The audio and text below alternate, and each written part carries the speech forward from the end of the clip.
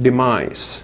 And that is why in some hadith, when we discuss the issue of silatul raham, keeping ties with your relatives and loved ones, and the opposite, which is qata'ur raham, breaking ties, and we talk of children who become Aqe Waledain, in other words, they are disowned by their parents.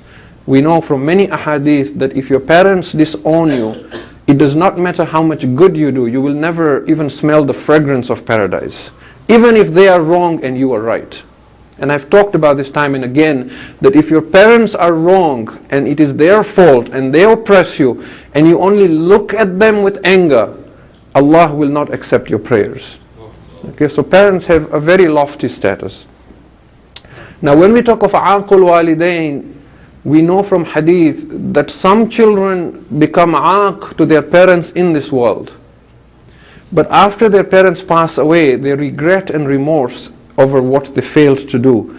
And they do so much good for their parents who have passed away. They send them so much in terms of spiritual gifts that their parents forgive them and they become blessed by their parents. And some is the opposite. Their parents bless them while they're in this world, but after their parents pass away, they forget them. They forget them for so long that the spirits of their parents disown them. So in other words, we can become Aqe Waledain even after our parents have gone, which therefore means that relationships remain even regardless of whether the person you're related to has passed away or not. And therefore we know the ways and means by which we can continue maintaining that relationship, whether it is reciting a Surah Fatiha or reciting Surah Yasin or giving charity in their name or organizing a majlis in their name and so on.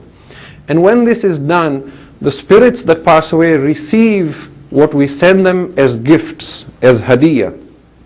And that is why we have another narration that says that when they sit amongst themselves and some of them receive gifts but others do not, those who do not receive gifts from their relatives in this world because they have forgotten them, they are embarrassed in front of the other spirits. And we are told فَيَخْجَلُونَ أَمَامَ الْآخِرِينَ. They feel shame that this spirit is receiving gifts from cousins and from relatives and from individuals who are not even related but just had love for him. I have sons and I have daughters, but they do not remember me with even one Fatiha, even once a week. Okay? And some narrations talk about these gifts being sent to them on Thursday nights or on Fridays, which is why these days are recommended for remembering our marhumin.